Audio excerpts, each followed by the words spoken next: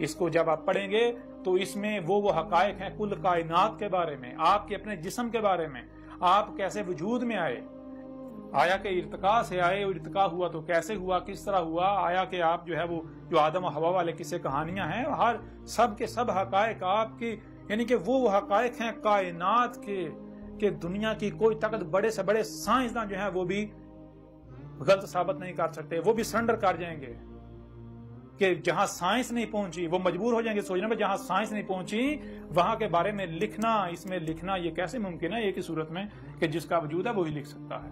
اگر حق پر ہو تو دلائل کے ساتھ بات کرو، اگر تم کہتے ہو کہ ہم اللہ کو مانتے ہیں، اللہ کی مانتے ہیں، تو پھر اسی قرآن میں اللہ نے کیا کہا؟ اللہ کہہ رہا ہے کہ جہاں سے بھی کوئی آواز بلند ہوتی ہے، حق ہو باطل ہو جو بھی ہو، جہاں سے بھی کوئی آواز بلند ہو اس کو سنو، جو کچھ بھی تمہیں سنائی دے رہا ہے، جو بھی آواز اپنا وجود رکھتی ہے اسے سنو۔ تمہیں کان کیوں دیے؟ اسی لیے دیے ہیں تاکہ تم سن سکو، سنو، اور صرف سننا ہی نہیں، پھر جو دکھایا جا رہا ہے وہ دیکھو، صرف دیکھنا نہیں بلکہ جو سنتے اور دیکھتے ہو اسے سمجھنے کی صلاحیت دی تمہیں، اسے سمجھو۔ تو جو ان صلاحیتوں کا استعمال نہیں کرتے، جو صرف سنتے ہیں اور وہی کرتے ہیں جو سنا، جو دیکھتے ہیں وہی کرتے ہیں جو دیکھا، وہ کیا ہے؟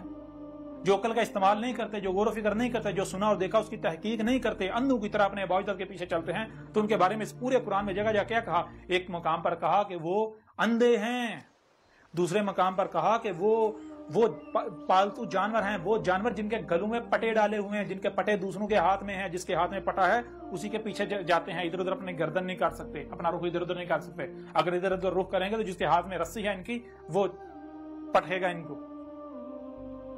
اور مقام پر کہا کہ وہ کیا ہیں؟ وہ خنزیر ہیں۔ ایک اور مقام پر کہا کہ وہ قرادہ ہیں۔ قرادہ کا مطلب کیا ہے؟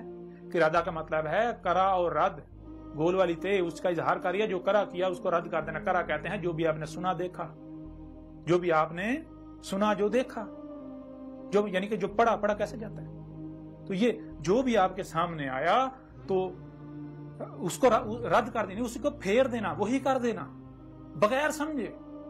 یہ خصلت کس میں پائی جاتی ہے؟ یہ خصلت بندر میں پائی جاتی ہے۔ بندر جو دیکھتا ہے وہی ریپیٹ کرتا ہے، وہ سمجھتا نہیں ہے۔ وہ عقل کے اندر تمہیں کیا صرف سننے اور دیکھنے کی صلاحیت دی گئی یا پھر سمجھنے کی صلاحیت دی گئی جو سنتے اور دیکھتے ہو؟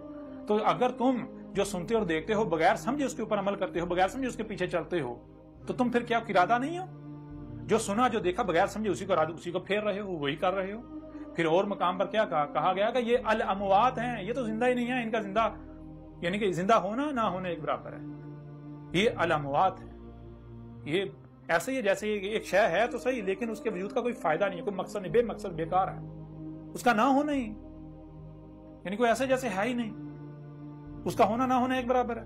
پھر ایک اور مقام پر کہا کہ یہ القبور میں ہے، قبروں میں ہے، یہ میٹیریل باڈی جیسے اس سے پہلے چوپایوں کی صورت میں یا اور مخلوقات کی صورت میں ابھی بھی وہی یہ مادہ جو ہے یہ 4 پاؤں کی صورت میں حالت قبر میں ابھی بھی ہے، قبور میں ہے، اور ایسوں کو تم سنا نہیں سکتے، دکھا نہیں سکتے۔ کیوں؟